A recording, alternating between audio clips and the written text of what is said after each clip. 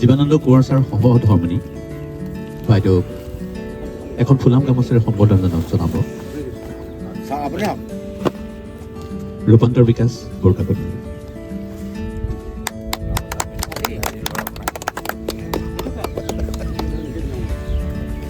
আৰু এতিয়া আমাৰ DSC ছাৰে এখনি শৰাই আগবঢ়াইছে আমাৰ কোঁৱৰ ছাৰলৈ।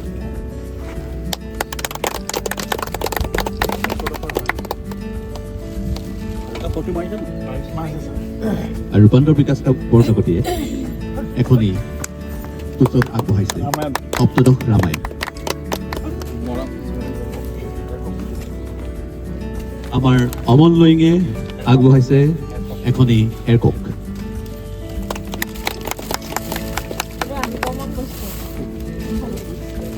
ইয়াৰ পাছত দেৰগাঁৱৰ আমাৰ হেড এক্সাইজ কনষ্টেবল আমাৰ নৰেন মৰাঙে আগবঢ়াইছে এখন ফুলাম গামোচা।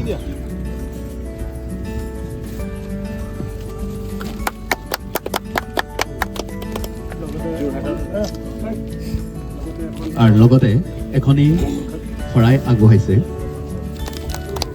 ৰাতুল গগৈ আৰু লগতে এটি চাৰ্ট। ইয়াৰ পাছত গোলাঘাট সদৰৰ পৰা আৰু এটা ব্লেজাৰ আগবঢ়াইছে।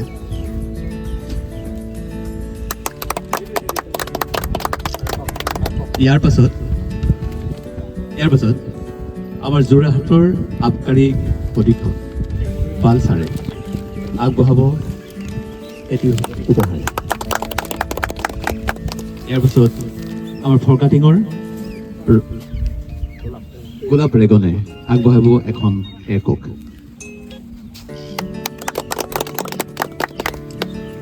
ইয়াৰ পাছত আমাৰ আমাৰ সদৰৰ হেড এক্সাইজ কনষ্টেবল দিলীপ দাসে আগবঢ়াইছে এখন ফুলাম গামোচা।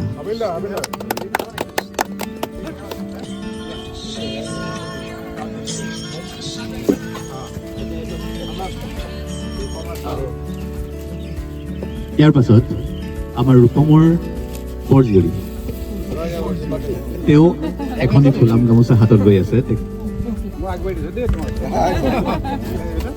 এয়া বৰজীয়ৰীয়ে ফুলাম গামোচাৰে সম্বৰ্ধনা জনাইছে। ইয়াৰ পাছত আমাৰ ৰিটায়াৰমেণ্টৰ সময়ত এটি থলুৱা সামগ্ৰী থাকে, বিশেষকৈ ছাতি এটা। এইটো আগৰ পুৰণা হয় আৰু সেই বস্তুটো এতিয়াও আমাৰ মাজত চলি আছে। এটি ছাতি আগবঢ়াইছে আমাৰ সদৰৰ পৰা আগবঢ়াইছে কিউজ কোঁৱৰ। আমাৰ ছাতিৰাম বসুমতাৰীয়ে আগবঢ়াইছে এখন আৰনা।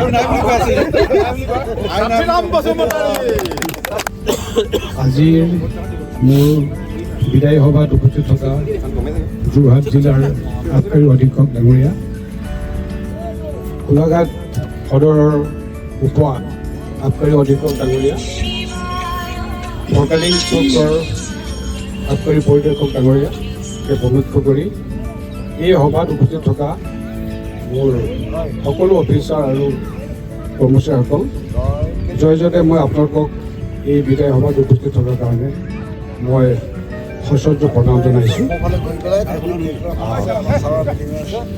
আজি মোৰ বিদায় বুলি ক'লে একচুৱেলি মই যেতিয়া জইন কৰিছোঁ সেই দিনটোলৈ মোৰ মনত পৰিছে। মই 1993 চনৰ 20 মাৰ্চত জইন কৰিছিলোঁ আপোনাৰ পাব্লিক হেল্থ ডিপাৰ্টমেণ্টত। মই একচুৱেলি এক্সাইজ ডিপাৰ্টমেণ্টত নাছিলোঁ, মই জুনিয়ৰ ইঞ্জিনিয়াৰ হিচাপে জইন কৰিছিলোঁ ৰুৰেল ৱাটাৰ ছাপ্লাই ডিভিজনত। তাত মই 9 বছৰ চাকৰি কৰিছিলোঁ। চাকৰি কৰাৰ পাছত ACSৰ পৰীক্ষা দিছিলোঁ আৰু ACSৰ LID পোষ্ট হিচাপে মই এক্সাইজ ইনস্পেক্টৰ হিচাপে জইন কৰিছিলোঁ নগাঁৱৰ কামপুৰত। এইদৰে নগাঁৱৰ পৰা মই আমগুৰিলৈ আহিছিলোঁ। আমগুৰিৰ পৰা আপোনাৰ দুলীয়াজানৰ পৰা বোকাখাট, তাৰপৰা তেজপুৰ, উত্তৰ লখিমপুৰ, সাপেখাতি, গুৱাহাটী, তাতে মই DSCলৈ প্ৰমোশ্যন পাইছিলোঁ। আৰু তাৰ পৰা মই আহিছিলোঁ বোকাজানৰ খটখটি ৰেডিয়েণ্ট মেনুফেকচাৰ প্ৰাইভেট লিমিটেডত। তাতো প্ৰায় মই DSC হিচাপে আৰু বছৰমান আছিলোঁ। তাৰ পৰা মই যোৰহাটলৈ বদলি হৈ আহিলোঁ। তাতো প্ৰায় 8 বছৰ আছোঁ আৰু তাৰপাছত মোক বাক্সালৈ বদলি কৰিলে। বাক্সাত প্ৰায় 10 বছৰ কাল মই কাৰ্যনিৰ্বাহ কৰিলোঁ। তাৰপাছত দেৰগাঁৱত আহিলোঁ প্ৰায় 10 মাহ আৰু মই যোৱা 3 নৱেম্বৰ তাৰিখে যোৰহাট জিলাৰ ভাৰপ্ৰাপ্ত অধীক্ষক হিচাপে কাৰ্যনিৰ্বাহ কৰিছিলোঁ। আমাৰ পালচাৰিয়াৰ পৰা তেতিয়া বদলি হৈ গৈছিলে। এই 10 মাহ আৰু 3 মাহ মোৰ কাৰণে এটা বিশেষ এটা তাৎপৰ্যৰ মানে কাৰণ মই ৰিটায়াৰ হ'বলৈ গৈ আছিলোঁ। দেৰগাঁৱত যেতিয়া মই চাকৰি কৰিছিলোঁ মোৰ অত্যন্ত ভাল লাগিছিলে। আমাৰ নিৰঞ্জন লিগিয়া তাত এক্সাইজ ইন্সপেক্টৰ আছিলে, আমাৰ মৰাং হেড কনষ্টেবল মানে প্ৰমুখ কৰি আমাৰ যিখিনি ৰাতুল গগৈহঁত আছিলে, আমাৰ বহুত পৰিয়াল আছিলে, আমি খুব ভালকৈ কাম কৰিছিলোঁ। ঠিক তেনেতে ছাৰ যেতিয়া আপোনাৰ আকৌ ইয়ালৈ আহিবলগীয়া হ'ল, ইয়াতো মোৰ বহুত হেক্টিক, খুব ভাল লাগিছে। আপোনালোকৰ সহায় সহযোগিতাত ইমানেই ভাল লাগিছিলে যে মই মোৰ যি কষ্ট মই মানে পাহৰি গৈছিলোঁ। বিদায়টো আপোনাৰ চাকৰি যেতিয়া হয় তেতিয়া হ'বই লাগিব। আপোনাৰ এইটো যেনেকৈ জন্ম হ'লে মৃত্যু হয়, এইটো এটা মানে নিয়ম। তৎসত্ত্বেও আজি মোৰ বহুত দুখ লাগিছে, কাৰণ আপোনালোকক মই প্ৰত্যক্ষভাৱে আজিৰ পৰা নাপাম। বিদায় আপোনাৰ বহুত দুখদায়ক। তথাপিও যেতিয়া যাবই লাগিবতো উপায় নাই। ইয়াৰ এটা ভাল দিশো আছে, বেয়া দিশো আছে। ভাল দিশটো হ'ল যে মই আজিৰ পৰা মই মুক্ত আৰু মানে ধৰক মই মোৰ নিজ ইচ্ছামতে মই ক'ৰবাত যাব পাৰিম, ক'ৰবাত যিকোনো প্লেন কৰিব পাৰিম। কিন্তু বিষাদৰ বুলি কওঁতে মই এটাই লাগিব যে মই আপোনালোকৰ লগত প্ৰত্যক্ষভাৱে যোগাযোগ নহ'ব আৰু মোৰ যিটো মানে বাধ্যবাধকতা আছিলে সেইটো নাইকিয়া হ'ল, মোৰ ডেইলি যিটো ৰুটিন আছিলে সেইটো নাইকিয়া হ'ল। গতিকে মই মানে কি হৈছে মানে আপোনাৰ দৰমহাৰ মোৰ ঠিক আধা হৈ গৈছে। মানে আপোনাৰ গোটেইখিনিয়ে মানে আপোনাৰ বিষাদৰ নিচিনা হ'ব বস্তুটো, কিন্তু হ'ল আনহাতে দি ভালো লাগিব। চাকৰি সূত্ৰে মই যেতিয়া কাৰ্বি আংলঙত আছিলোঁ, কাৰ্বিৰ যিটো সংস্কৃতি আছিলে, ৰংকেৰ পূজাকে আদি কৰি বহুতখিনি গম পাইছিলোঁ।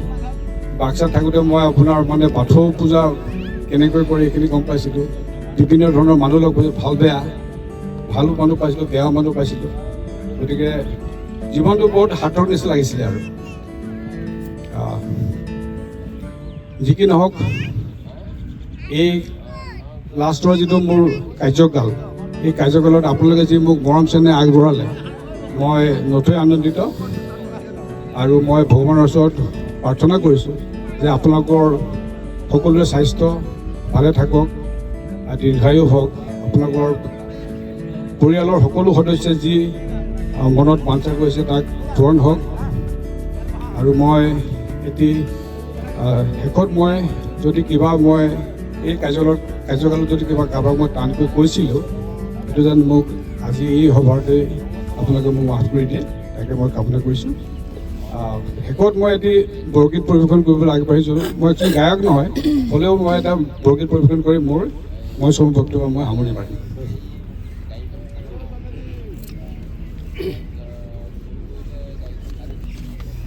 হে জয় ৰঘুৰনন্দন হে ৰাঘৱ ৰামে জয় ৰঘুৰনন্দন হে জয় ৰঘুৰনন্দন হে ৰাঘৱ ৰামে জয় ৰঘুৰনন্দন মোকে কিনা প্ৰভু হে মোকে কিনা প্ৰভু হে মোকে কিনা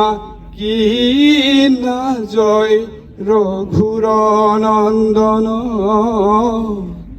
আন ধন নলাগয় হে নাম ধন বিনা জয় ৰঘুৰ নন্দন হেৰা ঘব ৰামে জয় ৰঘুৰ নন্দন কিনো ভাগ্য কিনো ভাগ্য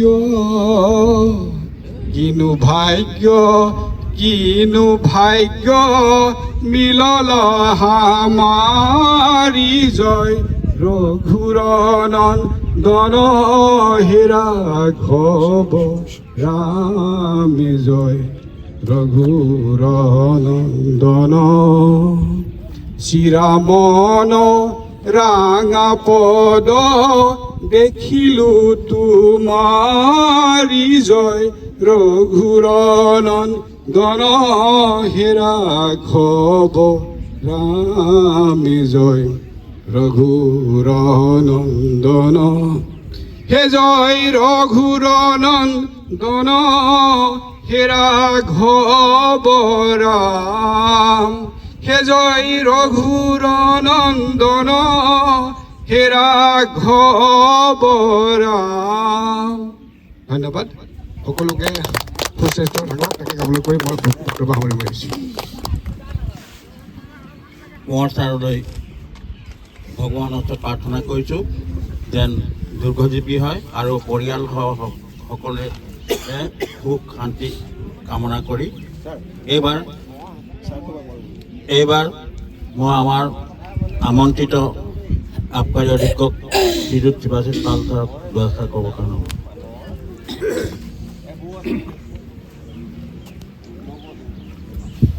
বিদায়ী আবকাৰী অধীক্ষক শ্ৰী কোঁৱৰ ডাঙৰীয়া, লগতে গাঁৱৰ পৰিয়াল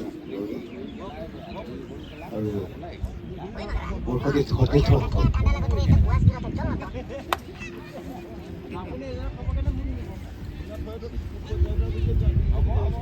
মই 1998 পৰা 2001লৈকে শিৱসাগৰ চাব ইন্সপেক্টৰ আছিলোঁ। তেতিয়া বছৰটো মনত নাই, তাতে মোৰ অফিচ চেম্বাৰতে আপোনাৰ লগত তেতিয়া প্ৰথম মোৰ চিনাকি হৈছিলে। তাৰপিছত আপুনি আংগুৰি থাকোঁতে, কাৰ্বি আংলং থাকোঁতে আৰু তাৰপিছত লাষ্টত এই দেৰগাঁও আৰু গোলাঘাট থাকোঁতে খুব ঘনিষ্ঠভাৱে আপোনাক পালোঁ। লগতে মই এটা ঘৰ বনাইছিলোঁ শিৱসাগৰ নাজিৰাত, আপোনাৰ ঘৰৰ নামটি। সেই সূত্ৰে এই 25 বছৰ ধৰি যিটো চাকৰিৰ সূত্ৰে যিটো যোগাযোগ, সেইটো আত্মীয়তাৰ পৰ্যায় পাইছেগৈ। এতিয়া আপুনি চাকৰি কৰে বহুত বছৰ ধৰি, বহুত মানুহৰ লগত আপুনি চিনাকি হয়, কিন্তু কেইজনমান মানুহে থাকে যাৰ লগত আপোনাৰ ৱেভলেংথ মিলি যায়, যাৰ লগত আপুনি কাম কৰি ভাল পায়। চ' এই কেইজন মুষ্টিমীয়া মানুহৰ মাজত আপুনি এজন আছিলে। এতিয়া আপোনাৰ চাকৰিৰ পৰা অৱসৰ গ্ৰহণৰ সময়ত নাজানো আপোনাক কংগ্ৰেচুলেশ্যন দিম, কিয়নো এতিয়াৰ পৰা সোমবাৰৰ অফিচ আছে, চিন্তা কৰিব সেইটো চিন্তা কৰি ঈৰ্ষাও লাগিছে। লগতে ভাল লাগিছে এইটো চিন্তা কৰি পেলাই, এতিয়া যেতিয়া কিবা এটা প্ৰব্লেম পাম তেতিয়া আপুনি নক'ব যে মই খুব বেছি আছোঁ। যেতিয়া প্ৰব্লেম পাম তেতিয়া ক'ম এইটো প্ৰব্লেম এটা হৈছে, আপুনি চিন্তা কৰকচোন কিবা এটা চলিউশ্যন দিব পাৰিব নেকি। মই চিয়'ৰ আপুনি নিশ্চয় অকণমান ধৰিব আপোনাৰ ভেলুৱেবল যিখিনি ছাজেশ্যন আছে আগবঢ়াব। যিয়ে নহওক আজি আপুনি ইয়াৰ পৰা যাবলৈ আগবাঢ়িছে, ইমান ধুনীয়া এক ধনশিৰি পাৰত এই সুকীয়া এটা ব্লেণ্ডিং অফ এটা একফালে অৱসৰ যোৱাৰ এটা বিদায়, এটা বিষাদ, লগতে এটা পিকনিকৰ এটা আনন্দ, দুটাৰ মাজত এটা মই নাজানো কেনেকুৱা নিজকে ফিল কৰিছোঁ। কিন্তু এই কথাটো হয়, কিন্তু চাকৰিত লাইফত আপোনাক মই লগতে নাপাম বুলি চতুৰ্থ হিচাপে সেইকাৰণে অকণমান দুখ অনুভৱ কৰিম। আপোনাৰ নেক্সট ফেজ ছেকেণ্ড ইনিংছটো ভাল হওক, সদায় 30+ হৈ থাকক আৰু লগতে ইমান দিনত যেতিয়া যদি আমাৰ তৰফৰ পৰা যদি কেতিয়াবা কিবা ভুল হৈছে সেইটো মাফ কৰিব আৰু আপোনাৰ লগত আপোনাৰ পৰিয়ালৰ সুস্বাস্থ্য আৰু উন্নতি কামনা কৰি প্ৰযুক্তি গ্ৰহণ কৰিছোঁ।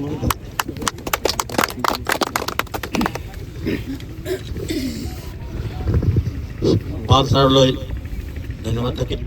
তেখেতে বহুমূলীয়া সময় খৰচ কৰি আমাৰ মাজত উপস্থিত হৈছে, সেইকাৰণে আমি তেখেতক পুনৰ ধন্যবাদ জনাইছোঁ।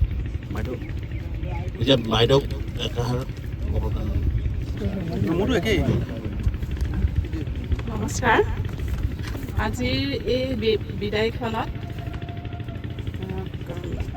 উপস্থিত থকা যোৰহাটৰ আবকাৰী অধীক্ষক পাল ডাঙৰীয়া ছাৰ আৰু ফৰকাটিঙৰ আবকাৰী পৰিদৰ্শক ৰূপান্তৰ কাকতি ডাঙৰীয়া আৰু গোলাঘাট সদৰৰ ভাৰপ্ৰাপ্ত আবকাৰী অধীক্ষক কাকতু বৰুৱা ডাঙৰীয়া ছাৰ, দেৰগাঁৱৰ বিষয়া কৰ্মচাৰী আৰু গোলাঘাটৰ সদৰৰ বিষয়া কৰ্মচাৰী আৰু ইয়াৰ উপস্থিত থকা সকলো সদস্যবৃন্দলৈ মোৰ আন্তৰিক শুভকামনা আৰু নতুন বছৰৰ শুভেচ্ছা জনাইছোঁ। যিহেতু নতুন বছৰটো আৰম্ভ হৈছেহে, সেইকাৰণে ধৰক আজি এই বিদায়খনত ধনচিৰি পাৰত ধৰক এটা পিকনিকৰ এটা পৰিৱেশত ভালো লাগিছে, এটা দুখো লাগিছে। ধৰক মানে মোৰ হাজবেণ্ডৰ ধৰক ইমান 33 yearsই হ'ল তেওঁৰ চাকৰি কাল, ধৰক আজিতো শেষ আৰু সেইটো কাৰণে ধৰক অকণমান দুখ লাগিছে। তেওঁ আজি যিধৰণে ধৰক ব্যস্ত আছিলে চাকৰি কালটো, এতিয়াৰ পৰা ধৰক কাইলৈৰ পৰাতো সেইখিনি ব্যস্ত নাথাকিব। আৰু এটা কাৰণে ভালো লাগিছে, তেওঁ অকণ ফেমিলিক অকণমান টাইমো দিব পাৰিব ধৰক, সেইটো এটা হেৰি আৰু। তাৰপিছতে ধৰক এই আজি 33 yearsৰ যিটো চাকৰি কালত তাৰমানে বিভিন্ন ধৰণৰ গোটেই অসমখনতে চাকৰি কৰা নিচিনা হ'ল, ইমূৰৰ পৰা সিমূৰলৈ বিভিন্ন ধৰণৰ মানুহৰ লগত আমাৰ চা চিনাকি হ'ল, সেইটো কাৰণেও ভাল লাগিছে ধৰক। তাৰপিছতে আৰু তাৰ মাজতে বহুতৰ লগত ৰিলেশ্যনটো খুব ভাল ধৰণে বণ্ডিং এটাত আহি গৈছিলে, সেইটোও এটা কথা। তাৰপৰা আমাৰ ধৰক এই চাকৰিটো ধৰক আপোনালোকে মইতো বিশেষ কিনো কওঁ, বহুত মানে ঘাট প্ৰতিঘাতৰ মাজতে পাৰ হৈছে আৰু কিছুমান বস্তু, সেইটোৰ পৰাও আজি ধৰক তেওঁ অলপ ৰিলিফ পালে বুলিয়ে ক'ম আৰু। বহুত ভাল ধৰণে ধৰক চাকৰি কাৰ্যকালটো যে ভাল হ'ল, শেষ হ'ল, সেইটো কাৰণে ভগৱানৰ ওচৰত অশেষ ধন্যবাদো জনাইছোঁ। আৰু এইটো এটা ভগৱানৰ ওচৰত ধন্যবাদ জনাওঁ, আপোনালোকৰ ধৰক চাকৰি যিখিনি কাল আছে সেইখিনি যেন ভাল ধৰণে চবৰে সুকলমে হৈ যায় আৰু শেষত ধৰক আপোনালোকৰো সুস্বাস্থ্য, পৰিয়ালৰ উন্নতি সেইখিনি যেনে ভাল ধৰণে পাৰ হৈ যায়, সেইটোও কামনা কৰিছোঁ। আৰু ইয়াতে এটা মই অকণমান হেৰি কথা এটা কওঁ আৰু জমনি কথা এটা, তেওঁ যেতিয়া জুনিয়ৰ ইঞ্জিনিয়াৰ হিচাপে ডিপুত আছিলে ন, তেতিয়া মানে তেওঁ সেইটোতো 9 বছৰ কৰিলে। তাৰপিছত তেওঁ সদায় কয় মোক চাকৰিটো মই চেঞ্জ কৰোঁ, ভাল লগা নাই এনেকৈ কৈ দিয়ে। তাৰপিছতে তেওঁ ক'লে মই SSৰ কাৰণে ট্ৰাই কৰোঁ, ঠিক আছে কৰা। তাৰপিছত SSৰ ট্ৰাই কৰি এলাইডত ধৰক তেওঁ দুবাৰমান তেওঁ মানে হেৰিটো প্ৰিলিমিনেৰী পাছ কৰে, কিন্তু মেইনছত তেওঁ হেৰি কৰে। তাৰপিছতে লাষ্ট 3rd বছৰটো তেওঁ মেইনছত পাছ কৰিলে। তাৰপিছতে আকৌ ধৰক তেতিয়া ভাইভাত যেতিয়া তেওঁ মেইন ৰিজাল্টটো আহিলে ন, সেইদিনা তেতিয়াতো ফোন নাছিলে, লেণ্ড ফোনটো মানে মোৰ আমি যিটো ভাড়া ঘৰত আছিলে তাৰ মুখৰ আগৰ মানুহ ঘৰত আছিলে, তেনে মাতিছে আৰু মোৰ দেউৰতে ফোন কৰিছে ৰিজাল্টৰ দিনা, বৌ হেৰি দাদা মানে ওলাইছে, চিলেক্ট হৈছে এনেকৈ কৈছে, চিলেক্ট হৈছে। তেতিয়া কৈছে কি আবকাৰী পৰিদৰ্শক হিচাপে। তেতিয়ালৈকে মই নাজানোৱেই আবকাৰী পৰিদৰ্শক মানে কি। তাৰপিছতে মোৰ খুব ফূৰ্তি লাগিছে আৰু মানে ফূৰ্তি এইটো কাৰণে লাগিছে, তেওঁ যে চাকৰিটো ধৰক যি নাপাওক আগৰটোৰ পৰা মানে চেঞ্জ কৰিব যে বিচাৰিছিলে, সেইটো ধৰক কিবা এটা যে চিলেক্ট হৈছে আৰু তাৰমানে ইমানেই মই এক্সাইটেড হৈ গ'লোঁ নহয়। হয় মানে আমাৰ ৰাস্তাটোত মানে মানুহ ঘৰৰ পৰা এটা হেৰি আছে, অকণমান হেৰি নিচিনা আৰু এই খালৰ নিচিনা আছে আৰু গৈ খালতে পৰিলে এয়া ঘৰত আছে, তোমাৰ ৰিজাল্ট দেখা যে ফোন কৰিছে, মানে মই পৰিয়ে গৈছোঁ, তুমি যদি ইমান এক্সাইটেড হৈছে পৰিয়ে গৈছা এনেকৈ কৈছে। সেই কথাটো মোৰ তাৰমানে আজিও মনত আছে। সেয়াই আৰু ইমানেই মানে সেইটোৱে আৰু সময়ৰ মানে ইমানেই গতিশীল ন, ইমান সোনকালে যে সময়টো গুচি গৈছোঁ, যাব বুলি ভবাও নাছিলোঁ আচলতে। সেয়াই আৰু শেষত মই সেইখিনিকে কৈ মোৰ বক্তব্য সামৰি মাৰিছোঁ।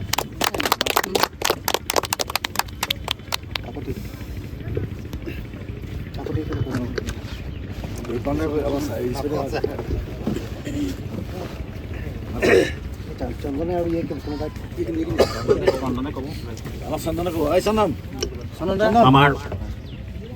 বাইদেউলৈ ধন্যবাদ থাকিল আমাৰ মাজত যে তেখেতে উপস্থিত থাকি বহু পৰামৰ্শ দিলে আৰু মূল্যৱান সময় দিলে আৰু তেখেতৰ বক্তব্যত সকলো প্ৰায় পাইছে বুলি সকলোৱে গম পাইছোঁ।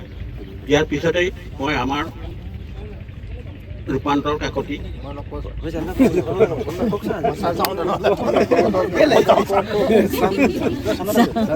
চন্দন হাজৰিকা বক্তব্য ৰাখিব। নমস্কাৰ।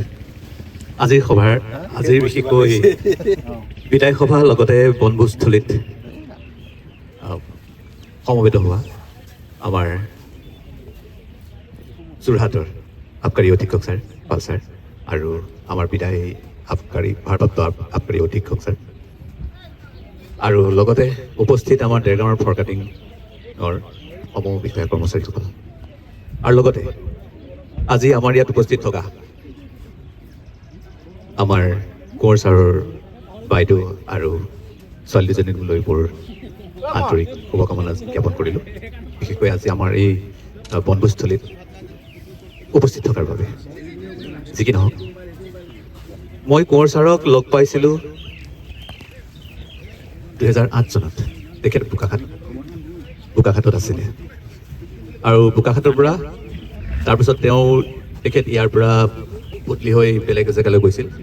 কিন্তু সদূৰ শেষ সময়ত তেখেত 10 মাহ থাকোঁতেই আকৌ আমাৰ মাজত উপস্থিত হ'ল।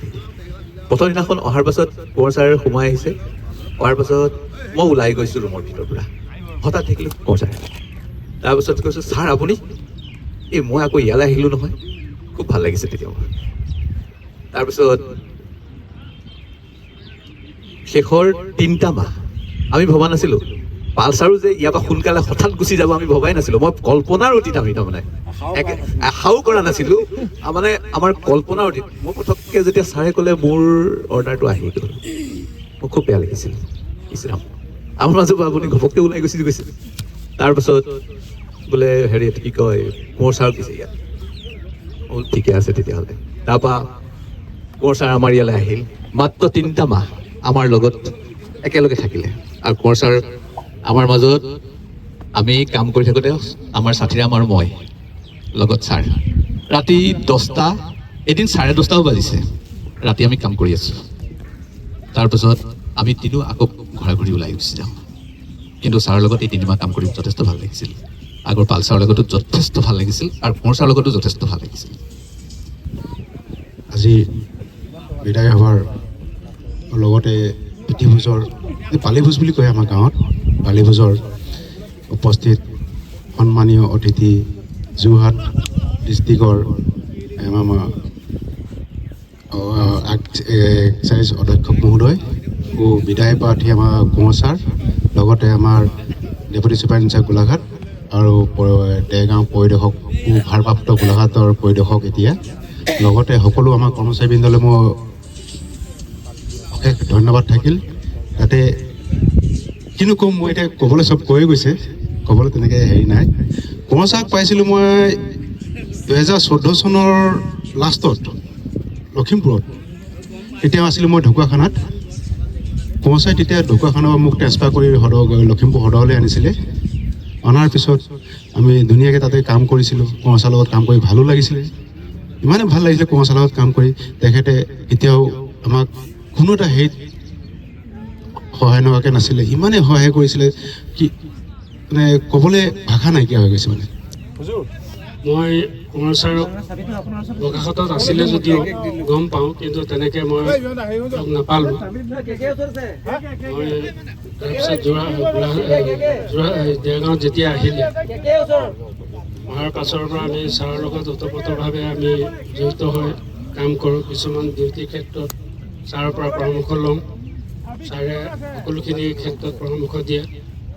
গতিকে ছাৰৰ পৰামৰ্শ মতে আমি দেৰগাঁৱত যিকেইটা দিন আছিল, গতিকে আমি সুচাৰুৰূপে কৰ্ম চলাই নিছিলোঁ। গতিকে ছাৰক ইমানখিনি কৰ্মক্ষেত্ৰত আমি কৰ্ম কৰিবৰ আগ্ৰহতে কেতিয়াবা হয়তো কিবা জানিয়ে বা নাজানিয়ে অজানিতে কিবা যদি ভুল হৈছে তাৰে মাৰ্জনা কৰিব আৰু লগতে মই ছাৰৰ অনাগত দিনবোৰ যাতে ভগৱানৰ ওচৰত প্ৰাৰ্থনা কৰোঁ অনাগত দিনবোৰ যাতে সুচাৰুৰূপে সুকলমে চাই থাকে তাকে কামনা কৰি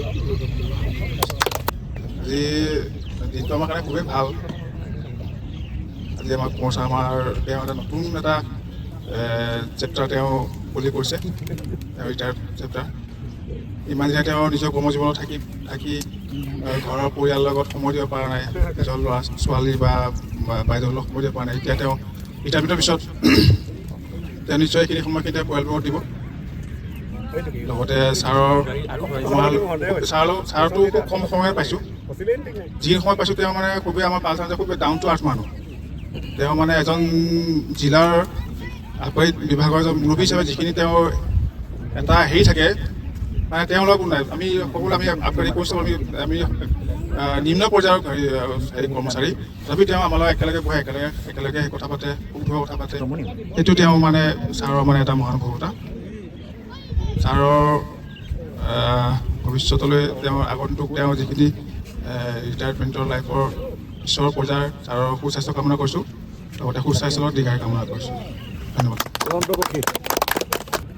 ভাৰপ্ৰাপ্ত আবকাৰী অধীক্ষক যিটো জীৱানন্দ কোঁৱৰ ছাৰ আমাৰ যোৰহাটৰ আবকাৰী অধীক্ষক ছাৰ বাইদেউ আৰু বাইদেউ জীৱানন্দ কোঁৱৰ ছাৰৰ মিছেছ আৰু ছোৱালীজনী আৰু ইয়াত উপস্থিত থকা সকলো সদস্য আমি লৈ ইতিমধ্যে বিদায় সভাখন আমি শেষ পৰ্যায়ত উপস্থিত হৈছোঁ আমাৰ আবকাৰী অধীক্ষকদ্বয়ৰ সকলো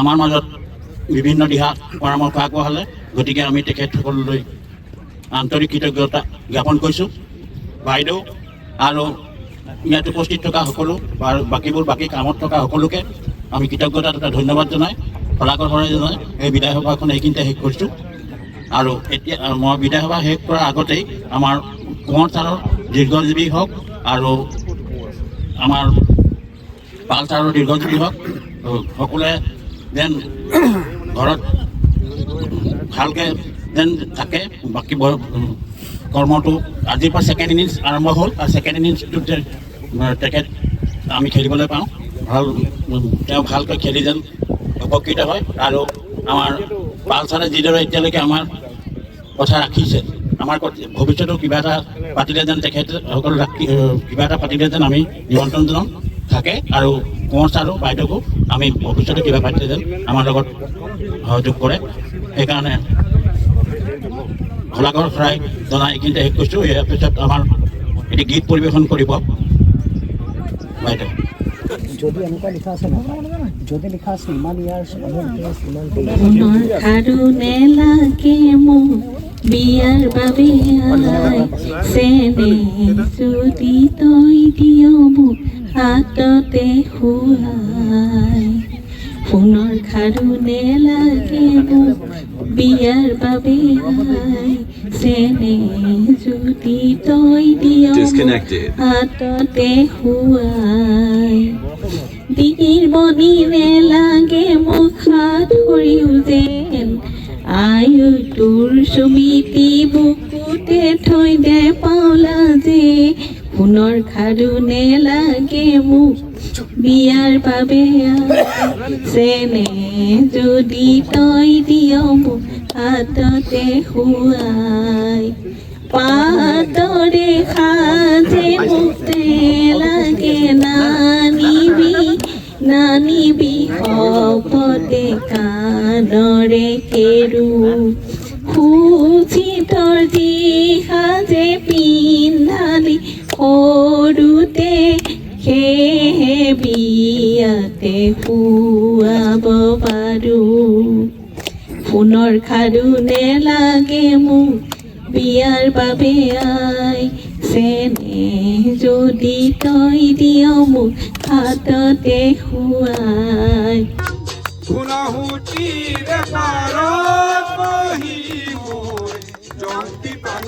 কথা শুনিব মন যায় নাচিবানে সঁচাকৈ মোৰ কনে গৈ মই আহিলে বুলি তুমি বাটে চাই ফাগুনত আহিবা গান চাবলৈ ৰঙালী বিহুতে গাতে ল'বলৈ